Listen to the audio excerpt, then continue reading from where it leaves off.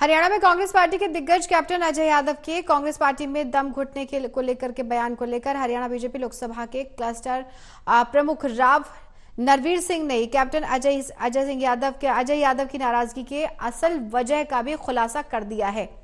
इसमें हिसार में राव नरवीर सिंह से खास बातचीत की है total news associate editor doctor Mahesh Kumar ने।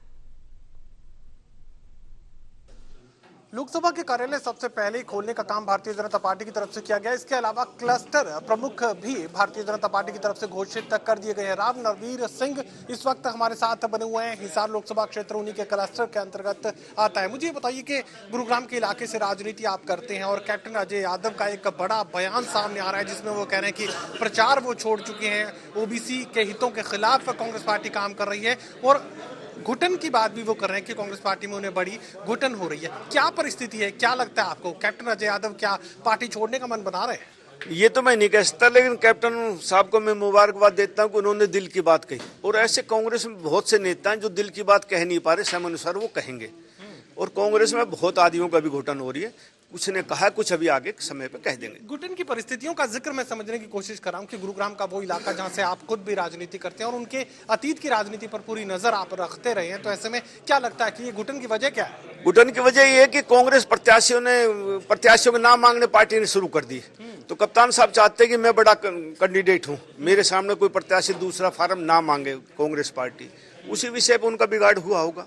और ऐसे तो बहुत से लोकसभा में लोग हैं जो अकेले अपना आप को मालिक समझते हैं, उनके खिलाफ दूसरा प्रत्याशी यदि आएगा तो उनको घुटन महसूस होगी। आवेदन की बात यहाँ पर आप सामने रख रहे हैं, तो क्या आपको ये लगता है कि सिर्फ टिकट के लिए दबाव बढ़ाने की तैयारी कोशिश यहाँ पर कैप्टन अजय यादव की तरफ से कांग्रेस पार्टी पर की जा रही है? मेरे हिसाब से कांग्रेस पार्टी दबाव बनाने की कोशिश की जा रही है। या ये भी लगता है कि पार्टी छोड़ने का मन वो बना रहे हैं? नहीं, मुझे नहीं लगता कप्तान साहब पार्टी छोड़ेंगे, लेकिन लोकसभा का चुनाव शायद ना लड़े, क्योंकि उनको लग रहा है कि मेरे हार निश्चित है, वहां कमल का फूल खिलेगा हरियाणा में। इसलिए मेरा सोच है कि वो लोकसभा का चुनाव से बचने के लिए ऐसी बात करे। लेकिन टिकट के लिए अगर उनका नाम नहीं भेजा जा रहा है तो फिर बचने की कोशिश कैसे हुई?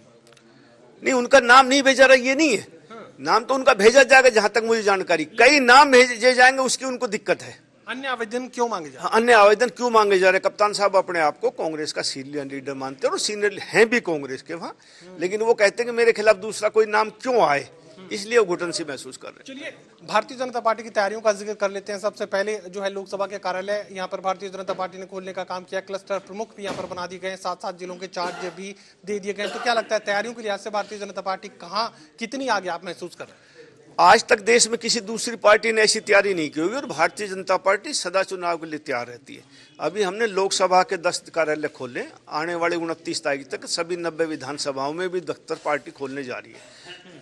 बूथ लेवल तक पार्टी की तैयारी है और भारतीय जनता पार्टी हरियाणा में 10 के 10 कमल खिलाने की कोशिश कर रही है और पहले भी 10 के 10 कमल हमने खिलाए हैं। भूपेंद्र सिंह हुड्डा का जो गुट है अपनी रैलियां लगातार कर रहा है, शक्ति प्रदर्शन कर रहा है और कुमारी शैलजा, रणदीप सिंह सुरजेवाला और किरण चौधरी कांग्रेस संदेश यात्रा लेकर हरियाणा प्रदेश के अलग अलग लोकसभा क्षेत्रों में जा रही है और अच्छा खासा समर्थन भी इस यात्रा को हासिल हो रहा है। कांग्रेस में आप सदा से देखिए, जब से कांग्रेस बनी है, कांग्रेस में हमेशा गुट में गुट रहे हैं।